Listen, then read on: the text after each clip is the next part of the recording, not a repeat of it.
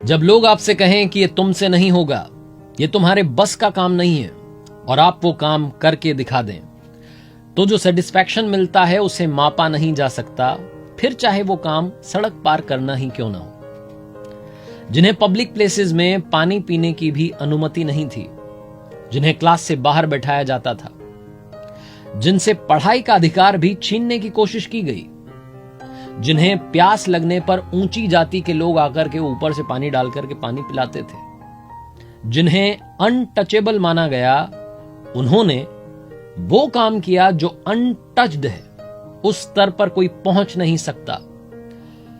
I am talking about the father of Indian constitution, doctor B.R. Ambedkar, doctor Bhimrao Ramji Ambedkar साहब, जो कि आगे चल करके डॉक्टर बाबा साहेब आंबेडकर नाम से प्रसिद्ध हुए।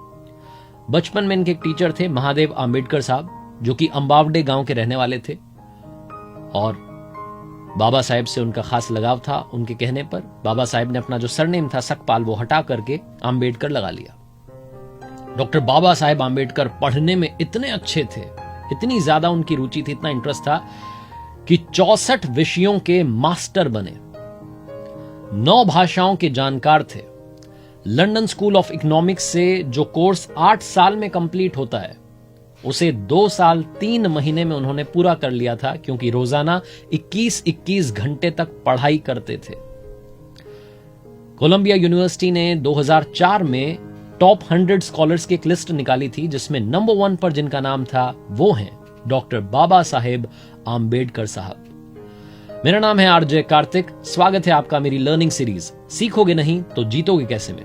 आइए आज बात करते हैं 5 learnings from doctor Baba Saheb Ambedkar. Learning number 1, शिक्षा की इच्छा। ये जो इच्छा है ना शिक्षा पाने की, ये होनी चाहिए, ये बात सबसे पहले आप सीखिएगा डॉक्टर B.R. आंबेडकर साहब से।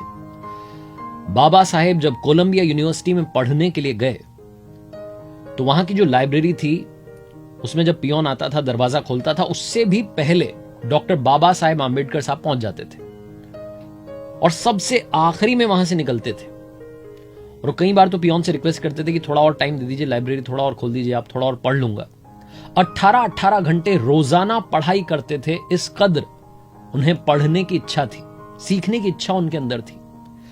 एक बार तो पियोन ने कह दिया कि क्या तुम यहां आकर के दिन भर पढ़ते रहते हो, दोस्तों के साथ मजे नहीं करते? तो बाबा साहब ने कहा कि अगर मैं भी वहां मजे करने लग गया तो फिर उनका ख्याल कौन रखेगा।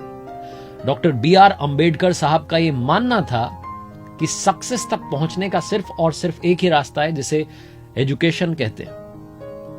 बाबा साहब की जो प्राइवेट लाइब्रेरी थी, राजगृह जिसका नाम था, उसमें 50,000 से ज्यादा किताबें थी, और उस वक्त वो दुनिया की सबसे बड़ी प्राइवेट लाइब्रेरी थी। तो सबसे पहली लर्निंग जो डॉक्टर बाबा साहेब आंबेडकर साहब से मिलती है वो ये है कि पढ़ते रहिए, सीखते रहिए, क्योंकि सीखेंगे तभी आप जीतेंगे। यही बात मैं यहां कहता हूं कि सीखोगे नहीं तो जीतोगे कैसे। लर्निंग नंबर 2, लाइफ में ऑलवेज बी कॉन्फिडेंट। कॉन्फिडेंस बहुत जरूरी है।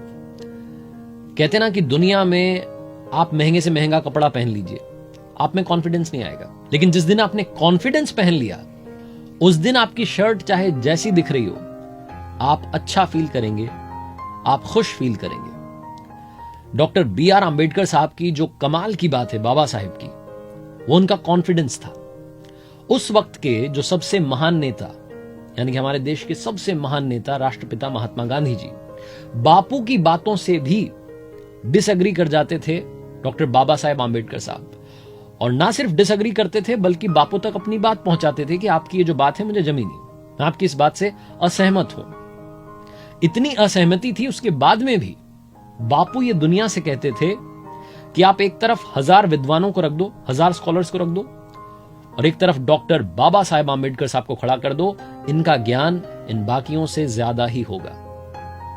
और आप समझिएगा कि इस कदर असहमति थी, बात बीच बीच में नहीं बन पाती थी, तब भी महात्मा गांधी जी ने ही, जब देश की पहली कैबिनेट बन रही थी स्वतंत्र भारत की, तो उसमें कानून मंत्री के लिए डॉक्टर बाबा साहेब आंबेडकर का नाम बापू ने सुझाया था, और डॉक्टर बाबा साहेब आंबेडकर ने देश के पहले कानून मंत्री के रूप में शपथ ली थी।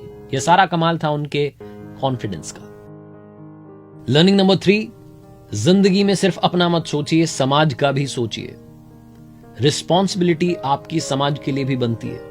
यही सिखाते हैं डॉक्टर बाबा साहेब आम्बेडकर साहब, जिनकी कमाल की बात यह रही कि जब उन्हें जिम्मेदारी सौंपी गई कि आपको इंडियन कॉन्स्टिट्यूशन लिखना है, तो उन्होंने दुनिया के 60 देशों के कॉन्स्टिट्यूशन की पढ़ाई की, अध्ययन किया। उसके बाद में भारत का संविधान जो है उसका निर्माण किया, और उसमें ध्यान रखा गया कि सबको बराबरी का हक मिले, क्योंकि डॉक्टर बाबा साहेब आम्बेडकर साहब वो थे जिनसे बचपन में पढ़ाई का हक छीना गया, जिन्हें ऊंची जाति का आदमी आकर के ऊपर से पानी पिलाता था, ऊपर से पानी डालता था। तो उन्होंने वो सारी समस्याएं, सारी कठिनाइयों को पास से, करीब से देखा था, महसूस किया था, जिया था। इसलिए वो चाहते थे कि हिंदुस्तान के हर उस आदमी को हर वो अधिकार मिले जो बाकियों के लिए है।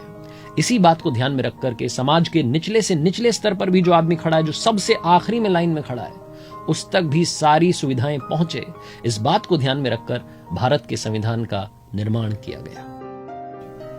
लर्निंग नंबर 4, जिंदगी लंबी नहीं होनी चाहिए, महान होनी चाहिए। यह कहा था डॉक्टर बाबा साहेब आम्बेडकर साहब ने। और ये बात अगर आप ध्यान से समझेंगे तो बहुत सारे लोग इस बात पर ध्यान देते हैं कि अभी तो इतने साल बाकी हैं जिंदगी के, अभी तो इतना टाइम बाकी है, मेरे पास बहुत टाइम है। ये बहुत टाइम नहीं है। जिंदगी कितनी लंबी है इस पर ध्यान देना बंद कर दीजिए। आप जिंदगी जी कैसे रहे हैं इस पर ध्यान देना शुरू कीजिए। जिंदगी का पर्पस होना चाहिए, और डॉक्टर बाबा साहेब आम्बेडकर जी का पर्पस था कि समाज के हर आदमी को बराबरी का हक मिले। जो हक उनसे छीना गया, उनसे पढ़ने का हक छीना गया, क्लास के बाहर बैठाया गया, पानी पीने तक का अधिकार उन्हें नहीं था, उन्होंने कोशिश की कि वो पढ़ाई करें, उस पढ़ाई के दम पर इस सिस्टम को बदलें। और सबसे बड़ी बात, उन्होंने बदला भी। उन्हें नहीं मालूम था कि वो आगे चलकर के इंडियन कॉन्स्टिट्यूशन लिखेंगे या देश के पहले कानून मंत्री बनेंगे, लेकिन जो काम वो अच्छे से कर सकते थे उन्होंने किया, ज्ञान प्राप्त किया, और उस ज्ञान से, उस एजुकेशन से सिस्टम को बदलने की कोशिश की, और वो काम करके दिखाया। इसलिए लाइफ कितनी लंबी है इस पर ध्यान देना बंद कीजिए। लाइफ आप कैसे जी रहे हैं, आपका पर्पस क्या है, उस पर ध्यान देना शुरू कीजिए। लर्निंग नंबर 5, आखिरी लर्निंग जो हमें डॉक्टर BR आम्बेडकर साहब से लेनी चाहिए, वो है विजनरी होना। जिंदगी में विजन होना चाहिए। डॉक्टर बाबा साहेब आम्बेडकर साहब ने आज से 100 साल पहले विमेन एम्पावरमेंट की बात की थी। उन्होंने मटर्निटी लीव्स की बात की थी, मटर्निटी बेनिफिट्स की बात की थी, तब जबकि महिलाओं के अधिकारों के बारे में बात भी नहीं हो रही थी। उन्होंने कहा था कि मजदूरों को 8 घंटे ही फैक्ट्रीज में काम करना चाहिए, वरना पहले 10-10, 12-12, 14-14 घंटे मजदूर काम कर रहे थे। सबके अधिकारों के बारे में सोचने वाले थे डॉक्टर बाबा साहेब आम्बेडकर जी। और उन्होंने मध्य प्रदेश और बिहार के बारे में भी कहा था कि इनके डिवीजन होने चाहिए। तब उनकी सुनी नहीं गई। बाद में 2000 में छत्तीसगढ़ और झारखंड बने, तब सुन ली गई होती तो शायद तभी डिवीजन हो जाता। जिंदगी में सिर्फ आज का मत सोचिए, कल में मत रहिए, आने वाले कल की भी तैयारी कीजिए। यही सिखाते हैं डॉक्टर बाबा साहेब आम्बेडकर जी। और जाते जाते बात आसमान और समंदर की। डॉक्टर बाबा साहेब आम्बेडकर साहब ने कहा कि जिस तरीके से पानी की बूंद समंदर में गिरती है तो समंदर बन जाती है, वैसे इंसान के साथ नहीं होना चाहिए कि इंसान समाज में मिला तो समाज बन गया। इंसान को अपने डेवलपमेंट के लिए भी काम करते रहना चाहिए। जाते जाते कमाल का फैक्ट, आपने डॉक्टर बाबा साहेब आम्बेडकर जी की जितनी पिक्चर्स देखी होंगी उसमें उन्होंने ब्लू कलर का कोट पहना हुआ है, नीले रंग का। यह नीला रंग बाबा साहेब को बहुत पसंद था, क्योंकि नीला रंग आसमान का होता है और आसमान दुनिया में सभी के लिए समान होता है, इसीलिए उन्हें नीला रंग बहुत पसंद था। डॉक्टर बाबा साहेब आम्बेडकर जी दुनिया के इकलौते सत्याग्रही हुए जिन्होंने कि पीने के पानी के लिए सत्याग्रह किया था।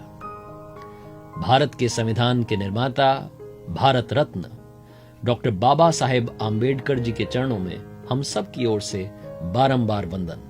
देखते रहिए मेरे साथ ये नई लर्निंग सीरीज जिसका नाम है सीखोगे नहीं तो जीतोगे कैसे। और देखते रहिए हर सोमवार सुबह 9:30 बजे मेरे साथ एक नई कहानी, मेरे YouTube चैनल, Facebook पेज और Instagram हैंडल पर।